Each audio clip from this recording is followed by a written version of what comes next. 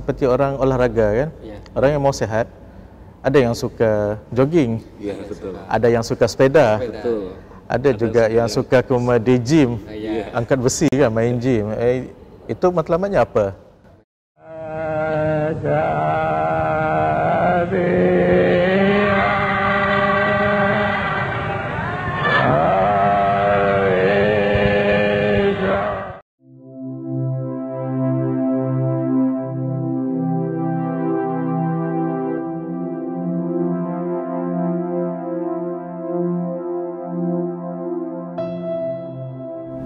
Assalamualaikum warahmatullahi wabarakatuh.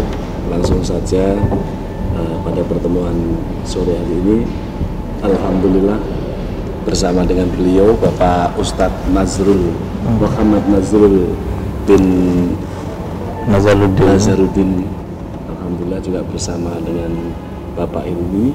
Di sini kita ngobrol-ngobrol santai untuk sedikit mungkin membahas perihal masalah sholawat wahidiyah dan cara mempraktekkan dalam kehidupan sehari-hari, Pak Ustadz. Ya.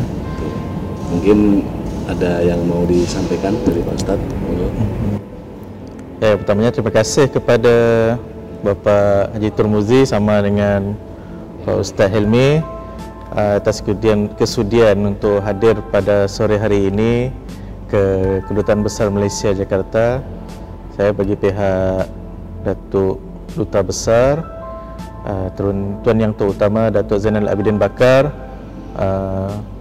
jadi menyampaikan salam hangat daripada beliau lah, dan semoga hubungan kita lah, matlamat kita iaitu menjadikan hubungan dua hala dan juga hubungan persaudaraan, terutamanya dalam bidang keagamaan di Republik Indonesia ini akan mencapai matlamatnya lah.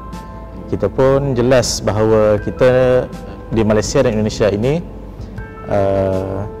dia sebenarnya dua rumpun yang sama, bukan dua rumpun. Kalau dua rumpun tu dah jadi beda, dia jadi satu rumpun, satu rumpun yang sama. Mungkin dari kita singkap sejarahnya, kalau yang dari yang mana Sumatera itu kena sejarah-sejarah yang tersingkap Johor, Riau.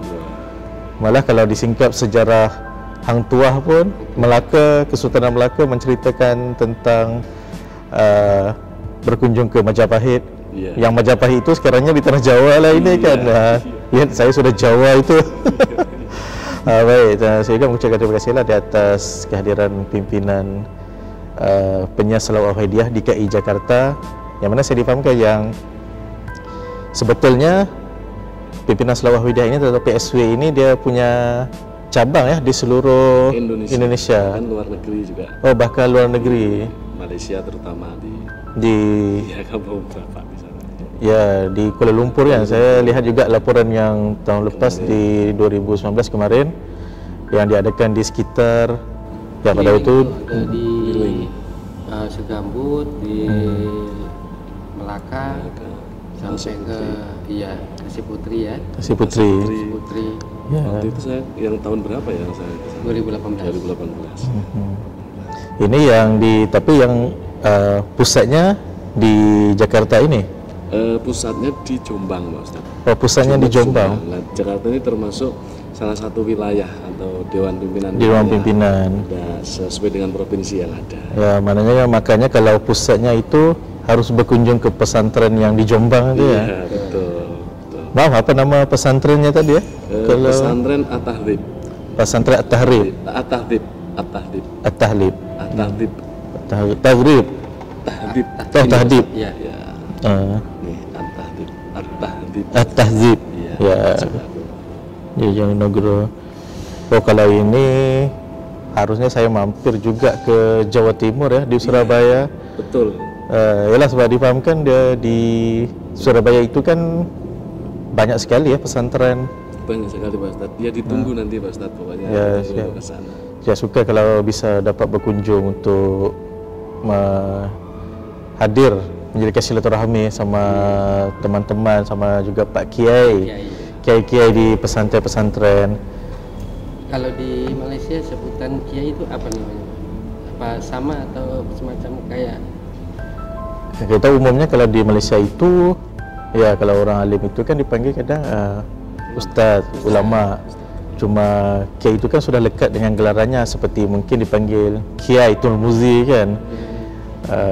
Sebab sebenarnya kalau dilihat tu Kiai itu sepertinya akrab dengan alim ulama yang seperti daripada pesantren. Mungkin boleh saya katakan sebab dia pengaruh orang belajar ataupun pengaruh santri yang datang belajar di Indonesia ini. Kan banyak datang dari Sumatera, ya, dia datang ke Pulau Jawa, mungkin ada pesantren yang di luar lagi pulau, mungkin di Sulawesi, yang kadang-kadang kita pun nggak tahu juga kewujudan itu, tapi ada juga orang Malaysia yang mungkin hadir sama. Nah, itu menunjukkan yang sebenarnya mereka ini perlukan satu ilmu lah, ataupun belajar sesuatu. Sebenarnya saya sendiri pun masa belajar ataupun sejak kecil kita berbicara ataupun tentang dengarlah tentang pesantren-pesantren ini. Dan yalah, mungkin kalau soalan tadi di Malaysia Kiai itu dipanggil bagaimana, ya sama jugalah kalau kita ada ulama kita panggil Kiai juga, ataupun kita di Malaysia kita lebih masyhur ataupun lebih akrab ataupun lebih dekat dengan dipanggil Syekh. Syekh kan banyak selain daripada Habib lah, Syekh. Kalau kadang Habib pun kita panggilan, saya bilang ini saya ada sebutan dipanggil Syekh Habib. Syekh Habib.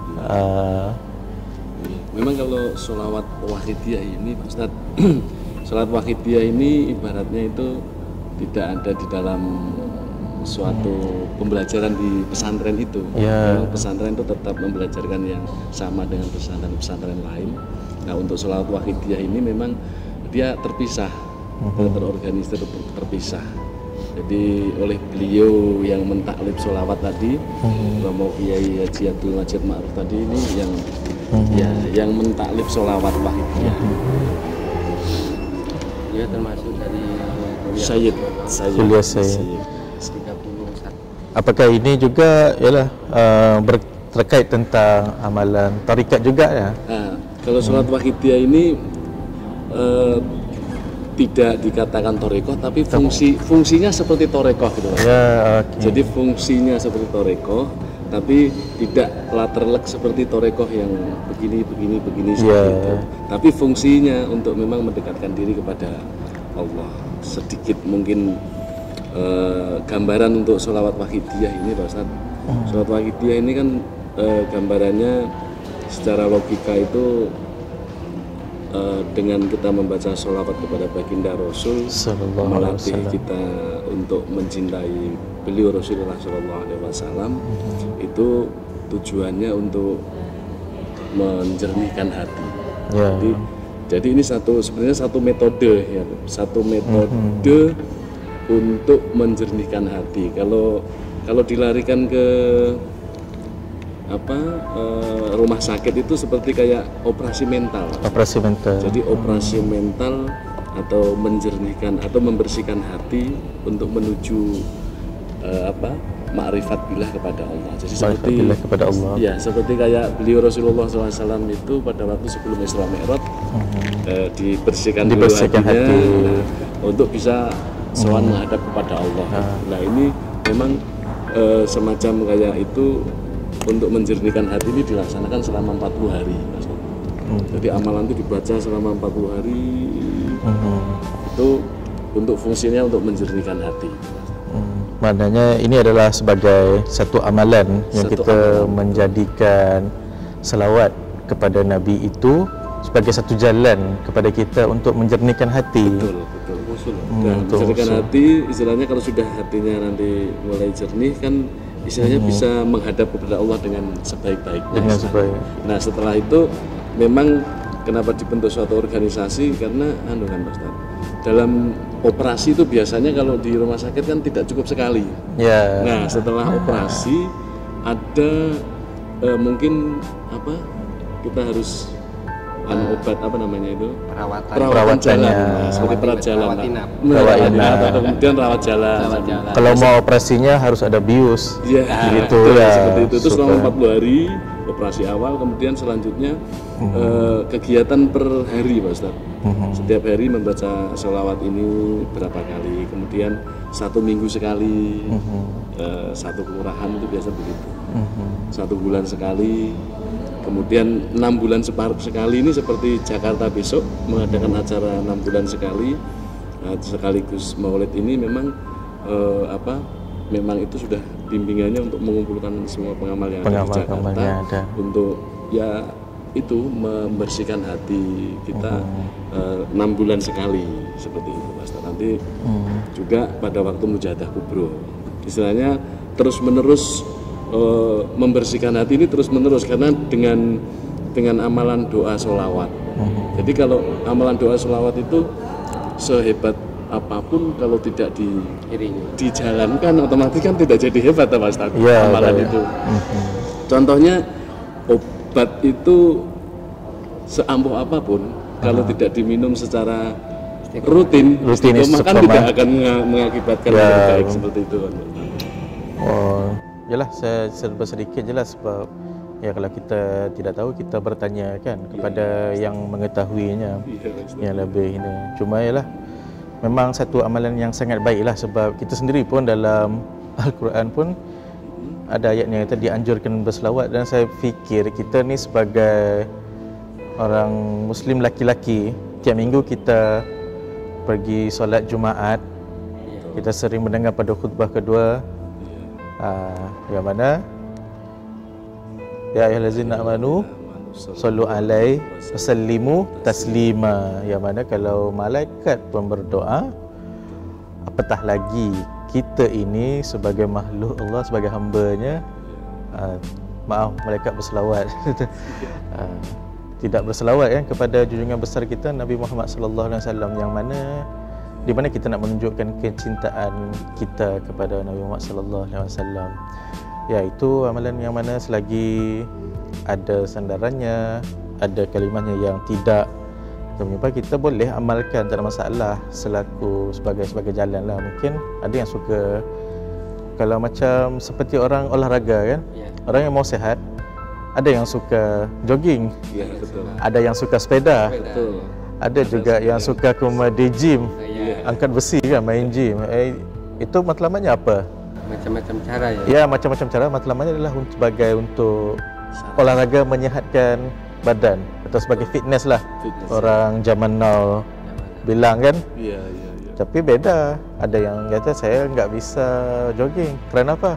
Lutut saya sakit, enggak bisa untuk jogging 5-10 km. Tapi kalau sepeda dia bisa sampai 30 km. Nah ada beda di situ kan. Jadi mungkinlah amalan yang sebegini yang kita tidak mengatakan kalau dia nak sihat, oh kamu sepeda aja enggak bagus untuk kesihatan. Nah, mungkin analogi yang mudah saya boleh bagikan di situ kan. Okey, mungkin juga lah boleh saya bertanya kalau macam dari segi penampilan itu kadang-kadang ada yang kumpulan yang mungkin satu seperti tarekat itu atau kumpulan selawat itu pemakaiannya putih, jubah putih, dia pakai rida hijau, pakai sorban.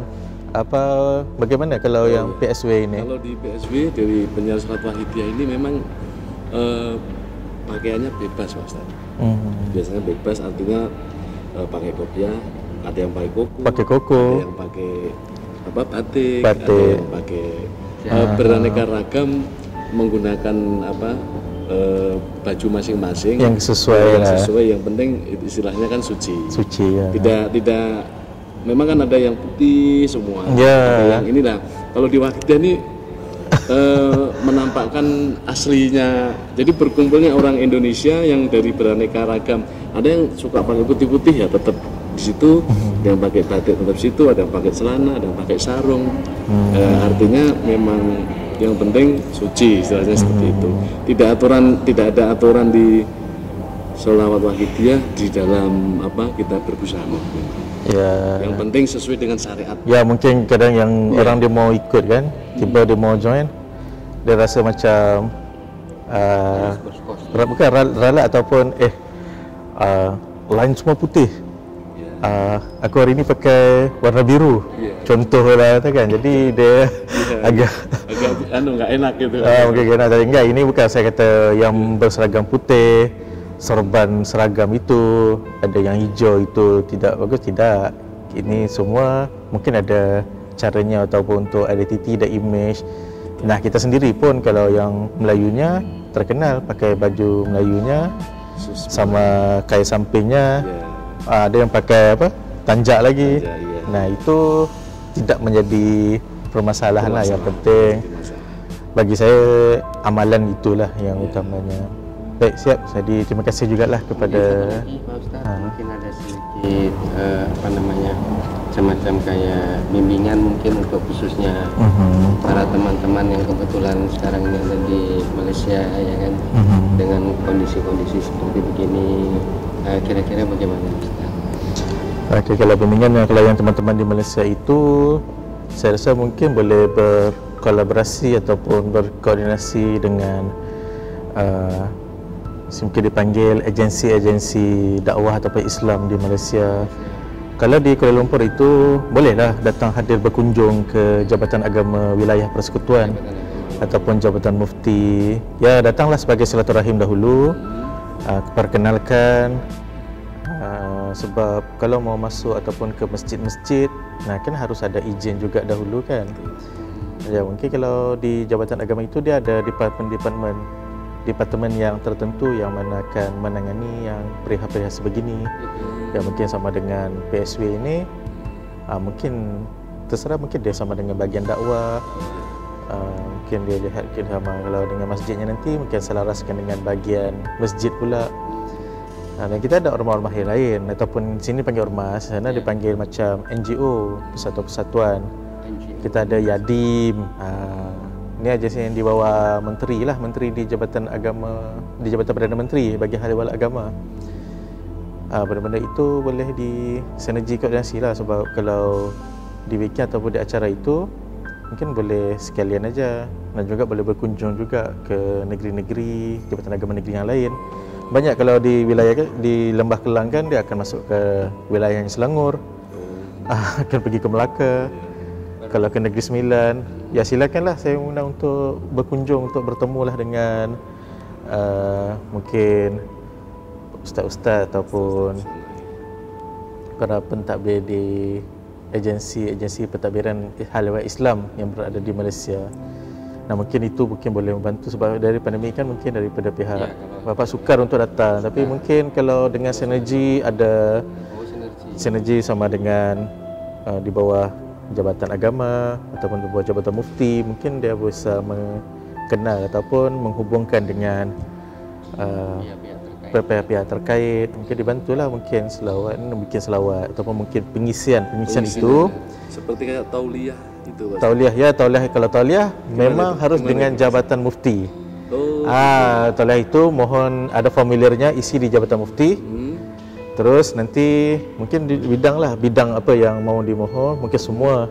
Mungkin kalau satu bidang interviewnya tidak terlalu ketat atau tidak terlalu banyak lah, tapi saya rasa sama juga itu. Mungkin perjalanannya mungkin teman-teman mengalir sana ke Jabatan Mufti, ya. Mohon untuk rekomendasi itu gitu ya. Ya, betul. Ada rekomendasi dari sini untuk sholawatnya atau dari yang pengisi? Tidak masalah, kalau di Malaysia itu langsung sama dengan Jabatan Mufti aja boleh Pak.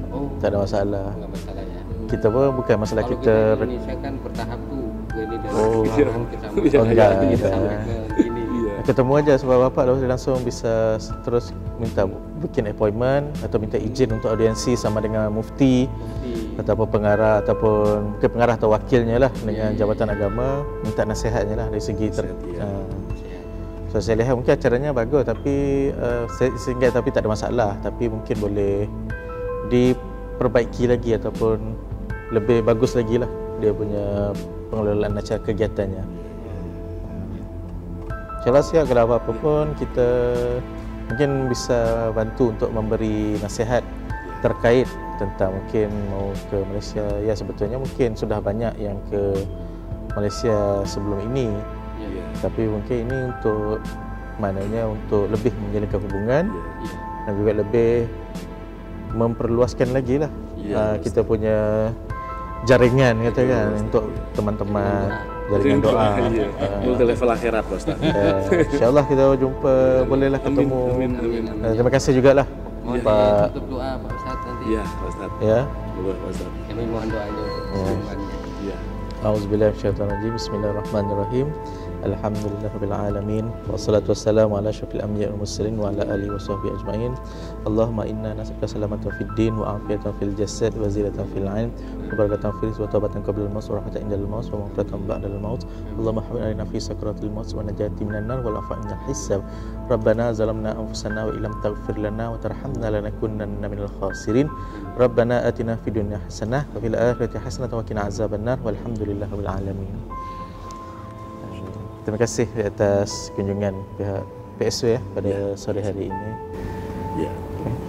Terima kasih kepada Pak Ustadz Ya, yang sama. telah memberikan pencerahan kepada kita semua. Kami juga dari penyiar Sholawat Bakhtiah pusat mewakili DHLW juga dari Dewan Pimpinan Wilayah DKI Jakarta mengucapkan terima kasih yang sebesar-besarnya Pak Ustadz kepada seluruh istilahnya pejabat-pejabat dari Kedutaan Besar Malaysia, khususnya kepada para beliau ketua duta besarnya. Siap, sebab ini ya kita dengan semua ormas ataupun yang sahabat-sahabat kita meraihkanlah untuk yang datang dan insyaAllah yalah mungkin ada macam-macam itu kan yang hadir yang datang, jadi kita semua tapi dalam keadaan yang inilah kita terima dan juga PSW dapat menerima jugalah dengan baik sekali ataupun dengan berbagai macam. Sangat terima kasih sekali Ustaz. Sudah, terima kasih. Assalamualaikum warahmatullahi wabarakatuh. Waalaikumsalam.